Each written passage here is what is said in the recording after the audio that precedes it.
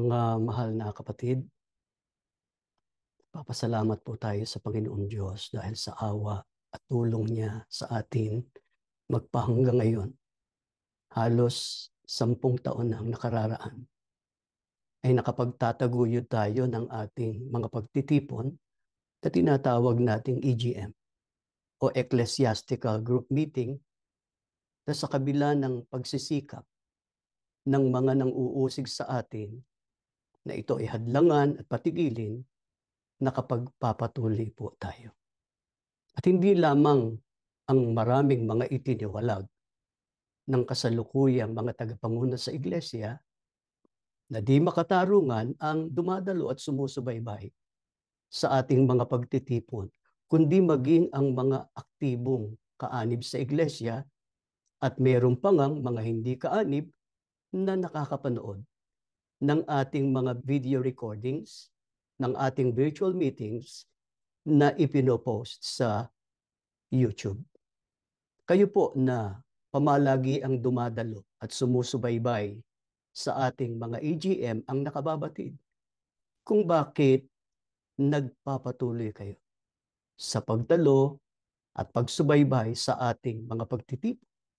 Subalit meron pong iba na nagtataka kung bakit sa kabila ng naranasan nating pag-uusig sa kamay ng mga tagapanguna ngayon sa iglesia, ay patuloy nating itinuturo at itinataguyod ang kahalagahan ng Iglesia ni Cristo sa ikapagtatamo ng tao ng kaligtasan sa araw ng paghuhukom.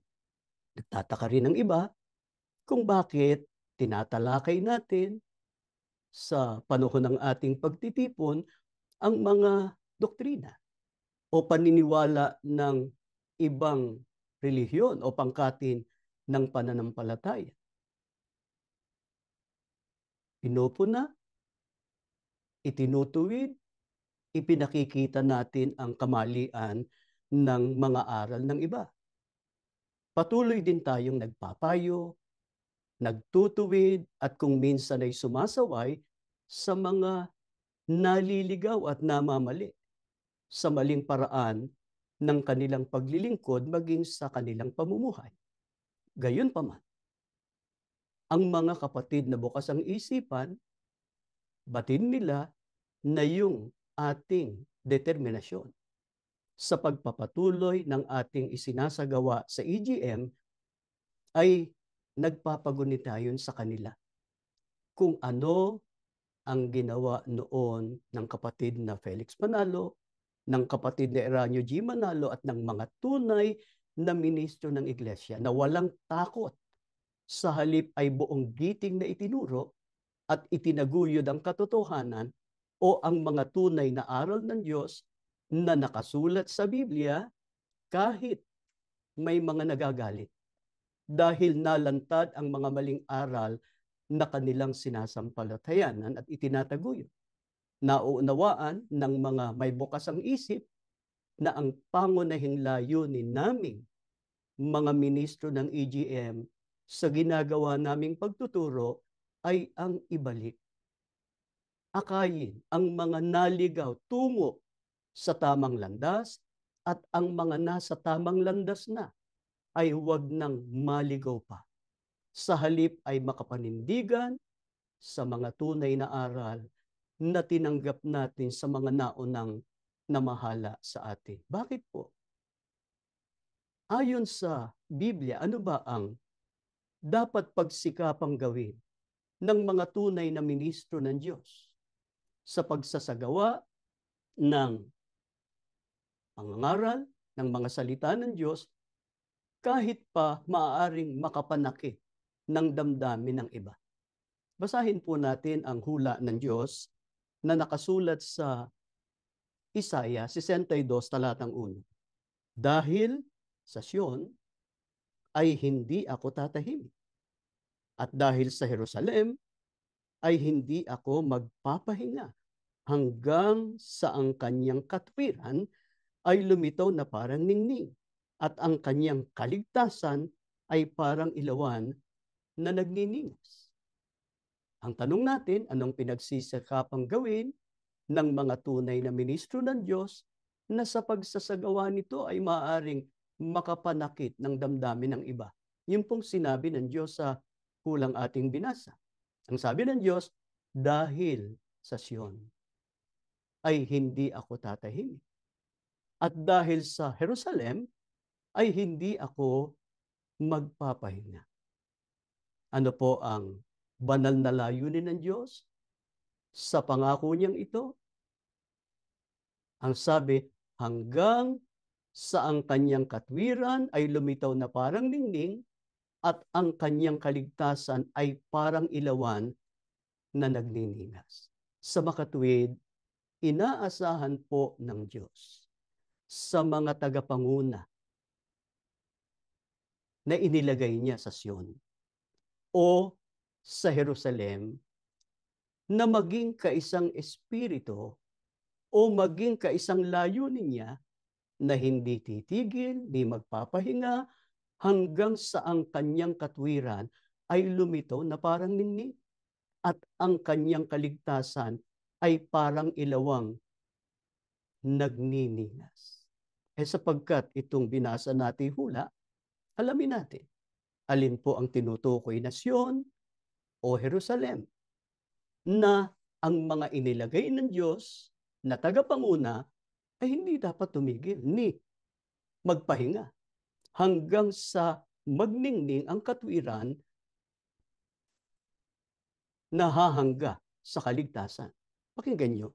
Ang nakasulat dito naman sa Hebreo sa 12, 22 at 23. Datapwat, nagsilapit kayo sa bundok ng Sion at sa bayan ng Diyos na buhay, ang Jerusalem sa kalangitan at sa mga di mabilang na hukbo ng mga anghel, sa pangkalahatang pulong at iglesia ng mga panganay na nangatatala sa langit, at sa Diyos na hukom ng lahat at mga espiritu ng mga taong ganap na pinasakdal. Ang tinutukoy po na Sion o Jerusalem ay ang iglesia na nakatala sa langit. Aling iglesia yun? Sa marami na nating naging pag-aaral, ang iglesia ni Kristo. Ang binanal, ang pinasakdal sa pamamagitan ng dugo ng ating Panginoong Hesukristo. Sa makatwid, para po sa kapakanan ng iglesia, ang isang tunay na ministro hindi kailanman tatahimik o magpapahinga hanggang sa ang katwiran ng Diyos ay lumitaw na parang ningning at ang kanyang kaligtasan ay parang isang ilawang nagniningas. Ito po ang inaasahan ng Diyos na gawin ng mga tagapanguna o ng mga ministro ng Iglesia ni Kristo ngayon na kung hindi nila gagawin, hindi sila tunay na ministro.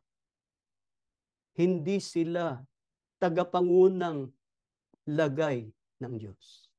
Ang tunay na ministro, kahit masaktan pa yung tinuturuan, hindi titigil ng pagtuturo ng katwiran ng Diyos.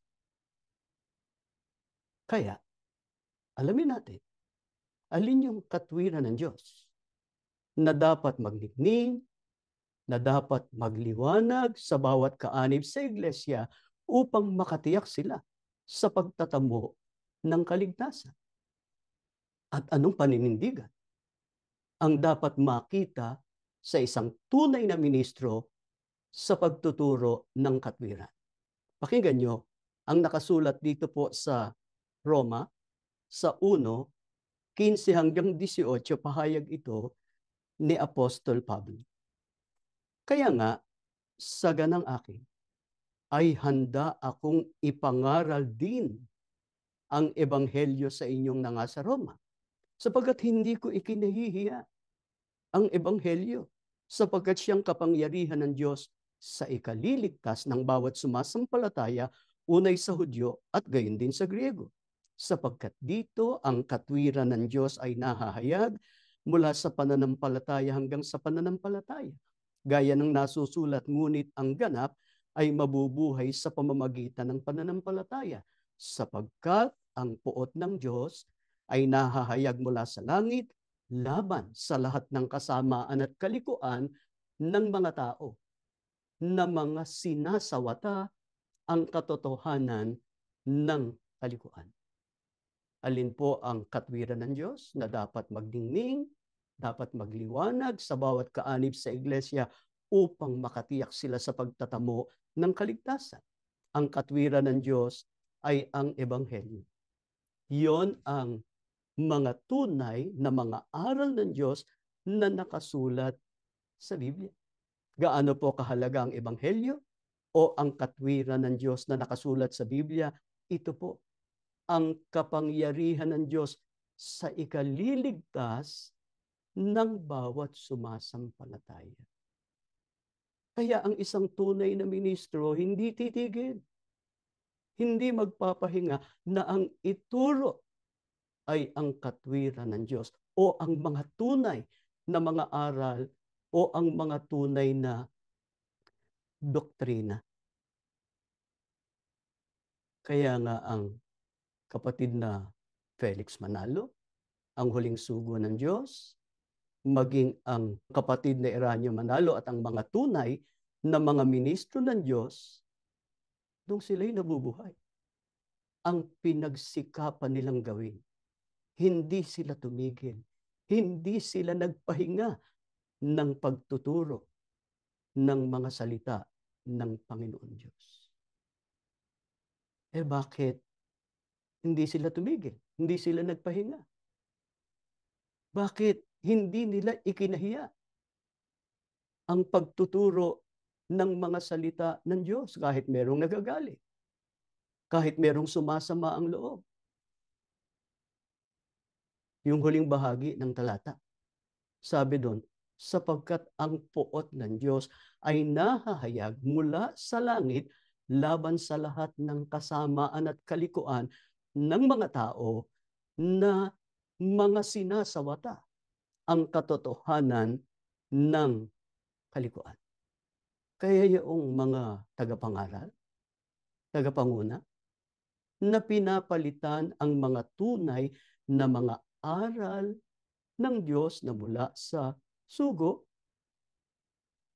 na ang ipinalit, mga maling aral, mga binaluktot na mga doktrina sa pamamagitan ng maling interpretasyon, mga maling aplikasyon, tiyak natatanggap yun ng buot at kaparusahan ng Panginoon Diyos. Sapagkat inilalagay nila sa panganib ang kaluluwa ng maraming mga kaanib na naililigaw nila. Ang gumagawa ng kasamaang ito, hindi tunay na ministro ng Diyos yun. Hindi tunay na tagapangunang lagay ng Diyos. Ang tunay na ministro, alang-alang sa bayan ng Diyos, hindi titigil, hindi magpapahinga. Hanggang sa ang katwiran ng Diyos ay lumitaw na parang ningning. Bakit? Para yun sa ikaliligtas ng mga kaanib o kabilang sa bayan ng Diyos. Paano po ba at kailan magliliwanag o magniningning ang katwiran ng Diyos at magiging para sa kaligtasan ng mga tao, lalo na sa mga kabilang sa bayan ng Diyos? Pakinggan nyo ang nakasulat dito po sa ikalawang Timoteo sa 3:15 hanggang 17. At mula sa pagkasanggol o pagkabata, ay iyong nalalaman ang mga banal na kasulatan na makapagpapadulong sa iyo sa ikaliligtas sa pamamagitan ng pananampalataya kay Kristo Jesus. Ang lahat ng mga kasulatan na kinasihan ng Diyos ay mapapakinabangan, tinamaan sa pagtuturo, sa pagsansala, sa pagsaway, sa ikatututo na nasa katwiran upang ang tao ng Diyos ay maging sakdal, tinuruang lubos sa lahat ng mga gawang mabuti. Kanina ay narinig ninyo na ang Ebanghelyo o ang katwiran ng Diyos ay Siyang kapangyarihan ng Diyos sa ikaliligtas ng bawat sumasampalataya. Ang ating tanong ngayon, paano? At kailan magniningning o magliliwanag at maging para sa ikaliligtas ng tao ang ebanghelyo o ang katwiran ng Diyos? Kapag ito, yung ebanghelyo, yung mga katotohanang nakasulat sa banal na kasulatan ay ginamit sa pagtuturo. Kaya ito ang buong tiyagang itinuro at itinaguyod ng mga naunang namahala at ng mga tapat na ministro sa iglesia. Halos buong buhay nila ginugol para lang ihayag, ipaunawa sa mga kaanib sa iglesia ang katwiran o ang mga salita ng Diyos. Bakit? Sapagkat kailangan yun sa ikaliligtas. Kailan pa makikinabangan sa kaligtasan ng ebanghelyo? Pagka ginamit sa pagsansala, sa pagsaway, sa mga maling mga aral at maling gawain.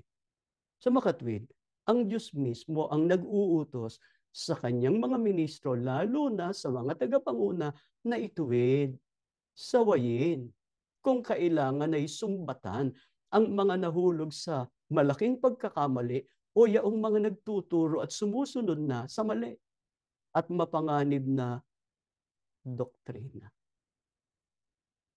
Kaya yung pagiging ministro, lalo na yung tagapanguna,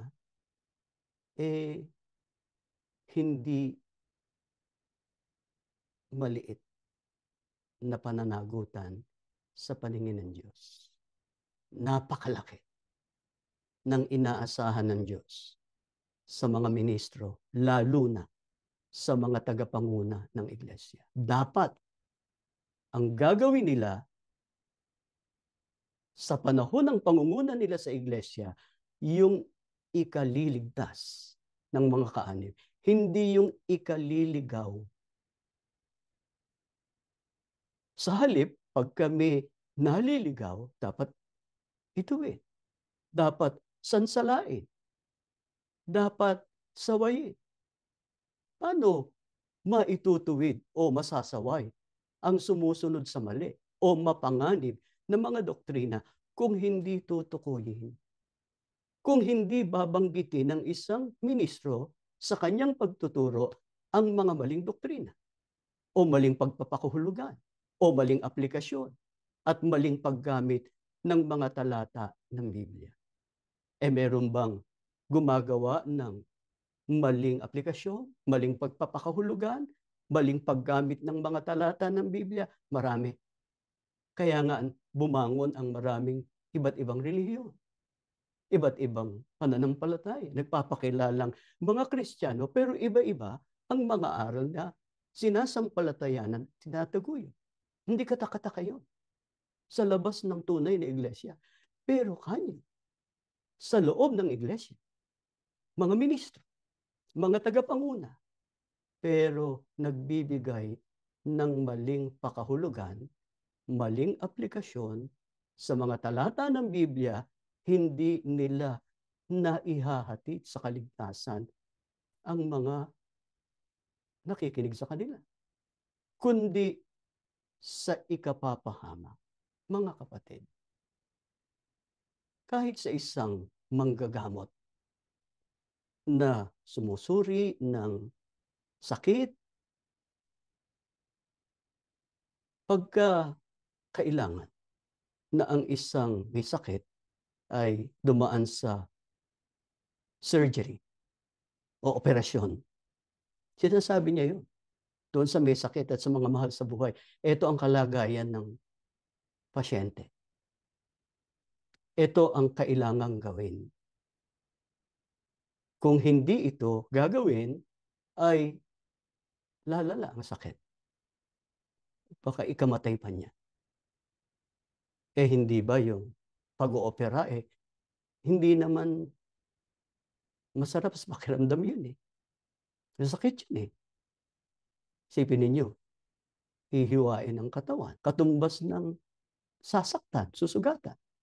Kaya nga ginagamitan ng anesthesia para hindi maramdaman yung sakit. Pero para saan yun? Surgery. Bakit dapat gawin yung operasyon? Sa ikagagaling ng may sakit. At meron ng gumagaling pagkatapos na operahan. Isipin natin ito mga kapatid. Isaalang-alang natin. Kung hindi inilantad ng kapatid na Felix Manalo, ng kapatid na Eranio Manalo, at ng mga tunay na mga ministro ang mga maling aral mula sa pinagmulang relihiyon, sa tingin ninyo, maipauunawa kaya sa mga tinawag ng Diyos ang mga tunay na aral? Tiyak na hindi. Sa paghayag ng tama ay hindi maiiwasang ilantad kung ano ang mali. Ano po ang katunayang hindi mali? O hindi labag sa aral ng Biblia ang pagsaway sa mga nagpapakilalang sila'y relihiyoso, mga mangangaral, subalit nagkamali naman sa pag-unawa sa mga nakasulat sa Biblia. Dinggin ninyo ang nakasulat sa Mateo 12, talatang 34. Kayong lahi ng mga ulupong, papaano kayo na masasama ay makapagsasalita ng mabubuting bagay? Sapagkat sa kasaganaan ng puso ay nagsasalita ang bibig. Ang Panginoong Kristo nagsasalita dito, kausap niya yung mga Pariseo. Kabilang sa isang sekta ng Hudaismo. Yung Hudaismo, yun yung relihiyon ng mga Hudyo, ng mga Israelita, nung ito ay talikod na. Sabi ng Panginoong Kristo sa mga Pariseo, kayong lahi ng mga ulupong. Ano ba yung ulupong? Isang uri ng ahas. Lahi kayo ng ahas. Sino ba yung matandang ahas? Yung Diablo, Satanas. Lahi kayo ni Satanas. Paano kayo na masasama ay makapagsasalita ng mabubuting bagay? Tahas ang sinabi ng Panginoong Kristo, kayo ay masasama. Paano kayong masasama? Magsasalita ng mabubuting bagay.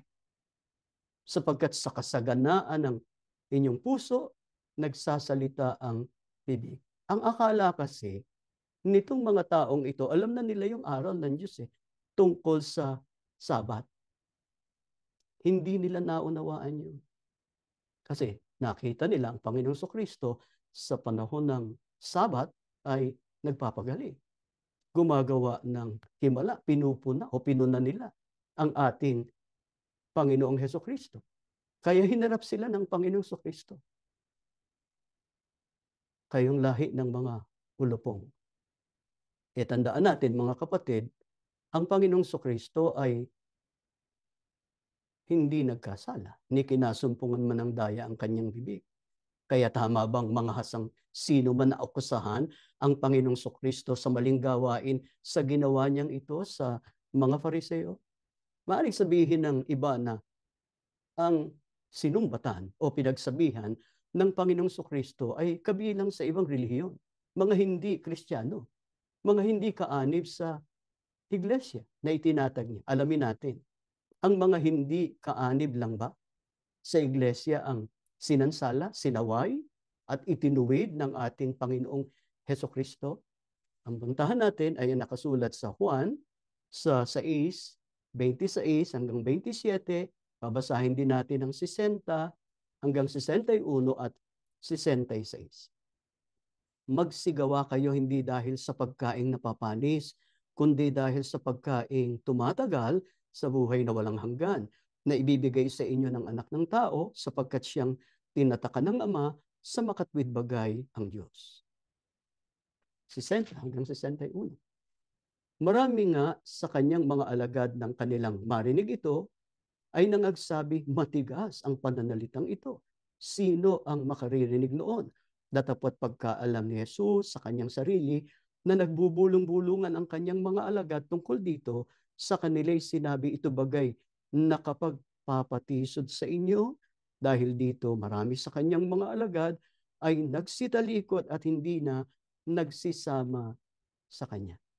Ang binasa natin ay tungkol sa maraming mga alagad ng Panginoong Kristo na sumunod sa kanya saan man siya pumunta.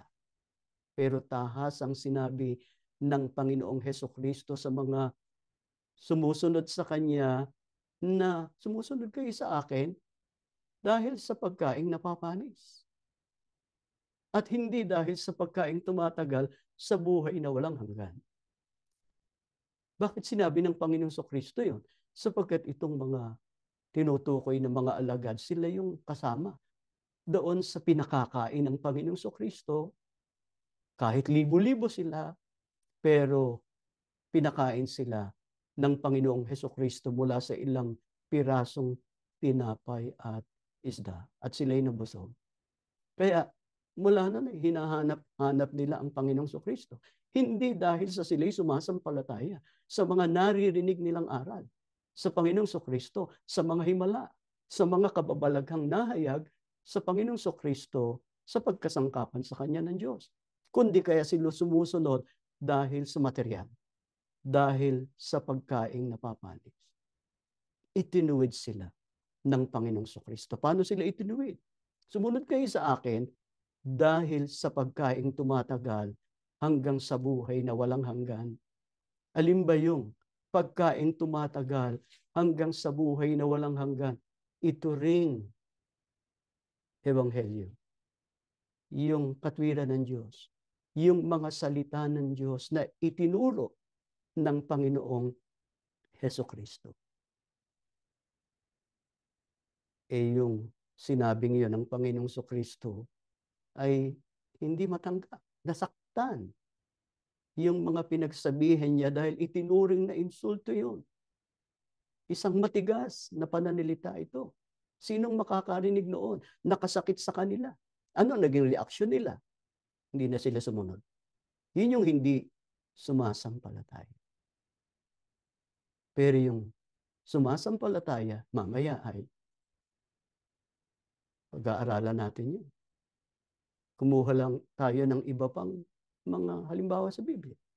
May mga pagkakataon din na si Apostol Pedro mismo, sinabihan ng Panginoong Kristo, lumagay ka sa likuran ko, Satanas. Ikaw ay tisod sa akin. Halos katumbas ng tawagin ng Panginoong Kristo si Apostol Pedro na Satanas. Bakit? Dahil sa pagkakataong iyon, hindi nauunawaan ni Apostol Pedro ang dahilan kung bakit sinabi ng Panginoong Kristo na paroroon siya sa Jerusalem, magbabata ng maraming bagay at papatayin. Hindi naunawaan ni Apostol Pedro na yun ang kalooban ng Diyos. Kaya sinabi niya sa Panginoong Kristo, hindi ito kailanman mangyayari sa iyo. Dahil doon nakarinig si Apostol Pedro, lumagay ka sa likuran ko, Satanas. Hadlang ka sa pagtupad ko ng kalooban ng Panginoong Diyos. Pero namang isang pangyayari sa panahon na ng pamamahala ng mga apostol. Si Apostol Pedro mismo ang sumita at nanumbat sa mga kaanib sa iglesia dahil sa pagsira sa kaisahan. Si Ananias at Sapphira, mag-asawa, nakipagkaisa sila na ipagbili ang kanilang tinatangkilik. Pero sumira sila sa kaisahan na yung napagbilan ilalagay sa paanan ng mga apostol at ang mga apostol ang mamamahala o mangangasiwa sa pangangailangan ng bawat kaanib. Nagbenta sila ng kanilang lupa pero inilingid yung isang bahagi at ibinigay lang yung isang bahagi sa mga apostol. Nahayag yun sa mga apostol. Sapagkat tinaglay na ng mga apostol noon ang Espiritu Santong ipinangako ng Panginoong Kristo nung umakyat siya sa langit. Hinarap ni Apostol Pedro yung mag-asawa. Bakit pinuspos ni Satanas ang inyong puso para magsinungaling sa Espiritu Santo. Sa makatuwid, tahasan ding sinabi, bakit pinuspos ni Satanas ang inyong puso para magsinungaling? Pagsisinungaling, hindi pagsasabi ng totoo. Dahil nadaya ni Satanas yung mag-asawang Ananias at Sapphira. Hindi lang yun. May pagkakataon na inihalin tulad ni Apostol Pedro ang mga bulaang propeta na nagsasalita ng mga bagay na hindi nila nauunawaan sa mga kinapal o nilalang na walang bait, na ipinanganak na talagang mga hayop upang hulihin at lipulin at lubos na malipol sa kanilang sariling pagkalipol. Ano pat ang Biblia ay punong-puno ng mga halimbawa ng katapangan ng mga apostol, hindi lamang sa pangangaral ng mga tunay na doktrina, kundi sa paglalantad ng mga maling aral, pagsaway sa mga nagkamali, at maraming ulit gumamit sila ng mga salita na itinuturing ng marami bilang matigas at nakapananakit ng damdamin. Isipin natin itong muli, mga kapatid, kung si kapatid na Felix Manalo, kung ang kapatid na Eranio Manalo at ang kanilang mga kasamang ministro ay umiwas na ilantad ang mga maling doktrin ng ibang mga relihiyon, marami sa atin ang wala ngayon sa Iglesia ni Cristo. Hindi tayo makokonverte sa Iglesia kung hindi inihayag sa atin yung mga maling aral. Kaya, mahihinuha ba ng mga kritiko na mali at hindi ayon sa kasulatan ng ginawa ng Panginoong Kristo, ng mga apostol, maging ng kapatid na Felix Manalo na siyang sugo ng Diyos sa mga huling araw? Dapat po ba nating ipagtaka kung sa pamamagitan ng pangangaral ng mga salita ng Diyos o ng mga tunay na doktrina, ang iba ay nasasaktan tulad ng reaksyon ng karamihan sa mga alagad ng Panginoong Hesukristo noon? Sa ano ba itinulad ang mga salita ng Panginoong Diyos? Basahin natin ang nakasulat dito po sa Hebreo sa 4, talatang 12. Ganito po ang ating mababasa. Sapagkat ang salita ng Diyos ay buhay at mabisa at matalas kaysa alinmang tabak na may 2 talim at bumabaon hanggang sa paghihiwalay ng kaluluwa at espiritu, ng mga kasukasuan at ng utak, at madaling kumilala ng mga pag-iisip at mga haka ng puso. Hindi po tayo dapat magtaka kung may nasasaktan o nagdaramdam kapag ang mga salita ng Diyos ay ipinangangaral upang sawayin o itama ang gumagawa ng mali. Bakit po? Sapagkat ang salita ng Diyos ay itinulad sa alinmang tabak na may 2 talim. Napakatalas. Anong katunayang matalas? Bumabaon hanggang sa paghihiwalay ng kaluluwa at espiritu. Kayang gawin ng salita ng Diyos yun, ng mga kasukasuan at ng utak.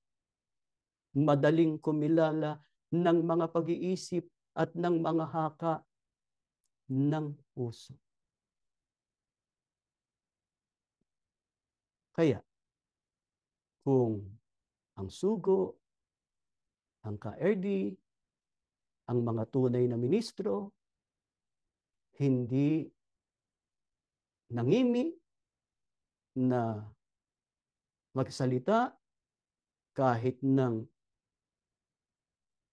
nakasasakit ng damdamin, ay hindi nila pinigil ang kanilang sarili. Hindi sila tumahimik para ihayag ang katotohanan. May pagkakataon talaga na kailangang tanggapin ng isang tao ang masakit na katotohanan o lunukin ang mapait na tableta o gamot. Ang pagsasabi ng totoo ay parang operasyon. Masakit, ngunit sa ikagagaling o nagliligtas ito ng buhay. Kaya, anong dapat tandaan ng lahat upang hindi tayo masaktan o matisod kapag tayo ay sinasaway o itinutuwid sa pamamagitan ng pangangaral ng katotohanan. Balikan natin yung pahayag ng Panginoong Kristo sa Juan 6. Uulitin natin basahin ng 66, itutuloy natin hanggang 68. Ganito ang sinasabi. Dahil dito'y marami sa kanyang mga alagad ay nagsitalikod at hindi na nagsisama sa kanya. Sinabi nga ni Jesus sa 12, ibig ba ninyong magsialis din naman? Sinagot siya ni Simon Pedro, Panginoon, kanino kami magsisiparoon? Ikaw ang may mga salita ng buhay na walang hanggan at kami nagsisisampalatay at nakikilala namin na ikaw ang banal ng Diyos. Matapos masaktan at matisod ang marami sa mga alagad ng Panginoong Kristo dahil sinaway at itinuwid niya sila, ang binalingan ng Panginoong Kristo yung kanyang 12 mga alagad o ang mga apostol. Ibig ba ninyong magsialis din naman? Katumbas ng halos itinataboy sila. Pero nasaktan ba sila? Hindi.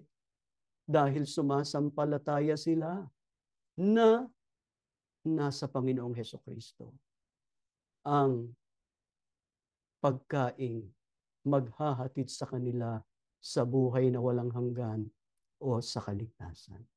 Kaya pagkatunay na sumampalataya sa mga aral ng Diyos na itinuro ng sugo, gaya ng mga apostol, tunay na sugo ang Panginoong Kristo, sinampalatayanan nila itinuro. Gayon din yung mga kaanib sa unang iglesia na sumampalataya sa pangangaral ng mga apostol. Ganon din sa mga huling araw na ito, yung sumampalataya sa pangangaral ng sugo ng Diyos sa mga huling araw. Hindi bibitiw yun sa mga aral na kanilang tinanggap. Kahit may magturo sa kanila ng maling aral, kahit baluktutin sa pandinig nila yung mga aral na tinanggap nila sa sugo, hindi nila tatanggapin yung isininsay, yung mga minaling aral. Kahit yung maling aplikasyon, hindi nila tatanggapin yun. Kundi maninindigan sila sa katotohanan. Bakit gaano ba kahalaga yung katotohanan o ang mga salita ng Diyos? Sinabi ng Panginoong Kristo sa Juan 8:31 hanggang 32, kung kayo magsisipanatili sa aking mga salita, tunay nga kayong mga alagad ko at malalaman ninyo ang katotohanan at ang katotohanan ay magpapalaya sa inyo.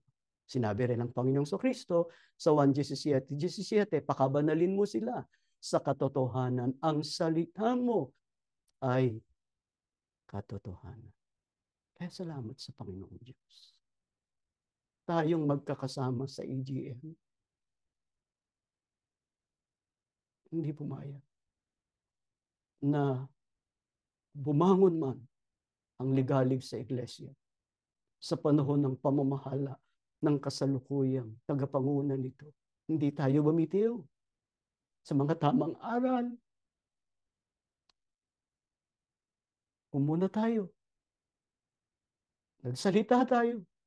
Nung nakakita tayo ng meron na yatang mali sa sistema ng iglesia. Doktrina, binabago. Binibigyan ng maling aplikasyon. Ang problema, meron namang napasusunod. Yun lang mga nangyayari ngayon sa iglesia. Lahat ba ng ipinatutupad ng kasalukuyang pamamahala ayon pa sa katwiran ng Diyos, ayon pa sa mga aral na tinanggap natin sa sugo at sa naon na mahala? Kung ayon pa sa turo ng mga naunang namahala ang ipinatutupad ng kasalukuyang pamamahala, di sana payapa iglesia. Di sana buo ang iglesia. Hindi nagkakawatak-watak, buo ang pamilya, nagkakaisa ang mga magkakapatid sa iglesia. Ganun pa ba iglesia ngayon? Hindi na. Bakit? Naiba na ang paraan ng pangunguna ng kasalukuyang pamamahala sa iglesia at maraming mga ministro sa iglesia. Hindi lahat. Pero marami na ang naiba ang paraan ng pamamahala sa pamamahala ng mga naunang namahala sa iglesia. Ano ba ang babala ng Diyos? At tagubilin upang maingatan natin ang pagtatamo ng kaligtasan. Basahin natin itong mga huling talatang nakasulat sa ikalawang Pedro sa 3:16 hanggang 18. Gayon din naman sa lahat ng kanyang mga sulat, na dooy sinasalita ang mga bagay na ito, na dooy may ilang bagay na mahirap unawain, na isinisinsay ng mga di nakakaalam at ng mga walang tiyaga, na gaya rin naman ng kanilang ginagawa sa ibang mga kasulatan, sa ikapapahamak din nila. Kaya nga mga minamahal, yamang nalalaman na ninyo ng una ang mga bagay na ito, ay magsipag-ingat kayo, baka kung mangaligaw kayo sa pamamagitan ng kamalian ng masasama, ay mangahulog kayo sa inyong sariling katyagaan, datapwat magsilago kayo sa biyaya at sa pagkakilala sa ating Panginoon at tagapagligtas na si Kristo Jesus. Sumakanya nawa ang kaluwalhatian ngayon at magpakailanman siya nawa. Ano po ang babala at tagubilin ng Panginoon Diyos upang makatiyak tayo sa pagtatamo ng kaligtasan? Yung aral na sinsay sa katotohanan o baluktot, ikapapahamak yun. Kaya, alam naman natin yung tama. Malinaw sa atin yun. Huwag tayong papayag na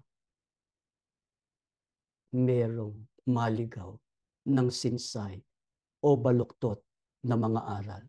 Ikapapahamak natin yun. Sa halip, lumago tayo sa biyaya at sa tunay na pagkakilala sa ating Panginoong Hesukristo. Ano ba yung tunay na pagkakilala sa Panginoong Hesukristo? Hindi lang yung alam natin, hindi lang yung kinikilala natin na siya yung tagapagligtas, kundi kinikilala at sinusunod natin ang lahat ng mga aral na tinanggap natin sa loob ng Iglesia ni Cristo. Pakaingatan natin, mga kapatid, ang ating pagka-Iglesia ni Cristo. Ito lang ang tanging paraan para matamo natin ang kaligtasan ng ating kaluluwa pagdating ng araw. Kaya nga hindi tayo nagsasawang makiusap sa Diyos na ibalik na niya ang iglesia sa dati nitong banal, malinis, maayos na kalagayan para mahanda tayo sa nalalapit na kaligtasan. Tiyak namang gagawin ng Diyos yun eh. Ano ang katunayan? Nagsimula tayo doon sa hula ng Diyos dahil sa Sion, dahil sa Jerusalem, dahil sa Iglesia ni Cristo, hindi ako tatahimik, hindi ako magpapahinga hanggang sa ang katwiran ay magningning, ang kaligtasan ay magningning tulad ng ilawang nagniningas. Kaya sa pagkakataong ito, mga kapatid, na patuloy tayong pinagsasama-sama ng Panginoon Diyos sa gawain ito, pangako natin sa Diyos. Pagtatapatan natin ang ating pagka-Iglesia ni Cristo. Hindi tayo tatalikod sa alinman sa mga aral. Kung meron tayong nalabag sa mga aral ng Diyos, binibigyan tayo ng Diyos ng pagkakataon. Naririnig natin ang mga aral na ito. Ituwid natin yung pagkakamali natin. Huwag tayong manatili sa anumang mali, labag sa anumang aral ng Panginoon Diyos para maingatan natin ang ating kaligtasan na totoong malapit na. Malapit niya ng isugo ang Panginoong Kristo para buhayin ng sugo, buhayin ng kaedi ang lahat ng tapat ng mga ministro at manggagawa at mga kaanib sa iglesia para pagsamasamahin doon sa bayang banal at magtamo ng walang hanggang buhay.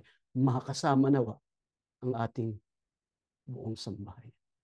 Bago tayo manalangin, inaanyayahan namin kayo na awitin natin ang awit ng ating kahal. Tumayo kayo mga. Aming Ama, tapuspos ng biyaya at awa, nagagalak ang aming mga puso sapagkat magpahanggang ngayon, daman-daman namin sa aming buhay, mga anak mo pa rin kami sa mga huling araw na ito. Sa kabila ng ginawa sa amin ng kasalukuyang mga tagapanguna, nararamdaman namin ang kapangyarihan mo sa aming buhay, gaya ng pinadama mo sa amin mula nang kami tawagin mo sa loob ng Iglesia ni Cristo. Hindi ka humiwalay sa amin kahit saglit. Manapa sa kasalukuyan naming kalagayan na inuusig at ginigipit, lalong nahahayag sa amin ang iyong kapangyarihan. Ang katunayan, sa bawat pagsamba namin, pinadadaloy mo ang iyong mga dalisay na mga aral na tinanggap namin sa iyong sugo sa mga huling araw at sa naunang namahala sa Iglesia ni Cristo. Panginoon, paano ka namin malilimutan? Napakabuti mo sa amin. Bukod pa sa araw-araw na pagtawid mo sa amin sa gitna ng kahirapan, sa kapayapaan ng buhay, sa gitna ng ligalig sa mundong ito, pinamamalagi mo payapa ang aming sambayan na nakapagtataguyod ng aming mga paglilingkod. Ama, pangako namin sa iyo, hindi namin tatalikdan ang alinman sa iyong mga aral. At kung meron mang kaming nalabag o hindi nasunod, nangangako kami, magbabago kami, Ama. Itutuwid namin ang aming mga sarili. Pakaiingatan namin ang aming banal na kahalalan hanggang sa tamuhin na namin ang pangako mong kaligtasan. Ikaw, Ama, ang nakababatid ng kasalukuyang mga nangyayari sa iyong bayan. Sumasampalataya kami, laging nakatunghay ang iyong mapagpalang paningin sa mga tapat na lingkod mo. Maawa ka po sa lahat ng mga iglesia ni Kristong sa'yo naglalagak ng pag-asa at pagtitiwala. Hindi pumapayag na sila'y maligaw, mahikayat ng mga maling aral. Kaya ang hiling namin sa iyo, pagka dumaraan sa mga tiisin at mga pagsubok ang mga lingkod mo't nanalangin sa iyo, abutin mo po, Ama, ng iyong malabay na kapangyarihan. Ikaw po ang patuloy na magpalakas at magpatibay sa aming pananampalataya. Bago kami maghiwa-hiwalay, Panginoon, maaari ba abutin mo ang lahat ng mga sumasamba ngayon? Ipadama mo, malapit ka sa kanila. Lunasan mo po ang anumang bagabag, ang anumang mga suliranin, ang mga may mabigat na karamdaman. Pagalingin mo, dugtungan mo pa ang buhay ng mga lingkod mo. Pangako namin, magpapatuloy kami sa paglilingkod habang kami ay nabubuhay. Subalit sa ibabaw ng lahat naming pakiusap at panalangin sa iyo ay ang kapakanan ng iglesia. Ikaw ang nakababatid ng mga nangyayari ngayon sa iyong bayan. Maaari ba, Panginoon, maawa ka na? Ibalik mo na ang iglesia sa dating kaayusan na ang naghahari ay ang katarungan at ang katwiran mo. Gaya sa panahon ng mga naon ng namahala, itinanyag nila ang iyong mga salita. Kayang iglesia noon ay maayos, payapang, nakapamuhay at nakapaglingkod. Sumasampalataya kami, darating ang takdang panahon mo at hindi na magtatagal, ibabalik mo ang iyong bayan sa dating maluwalhating kalagayan nito. Panginoong Hesukristo, maraming salamat sa matyaga mong pamamagitan. Patuloy mong ipagmakaawa sa Ama na ilapit ang aming mga panalangin, sagutin ng Ama, pagkaloob ang aming mga kahilingan, lalo na ang ikatatatag ng aming pananampalataya. Pagparito mo, huwag mo kaming kalimutan, ang buo naming sambahayan, ipagsama mo sa langit. Ama, tumitiwala kaming dininig mo po kami, pinatawad din ang mga kasalanan namin, tinanggap mo ang aming pagsamba, patuloy ka naming niluluwalhati, dinadakila ang iyong pangalan sa ngalan ng Panginoong Hesukristo na aming tagapagligtas. Amen.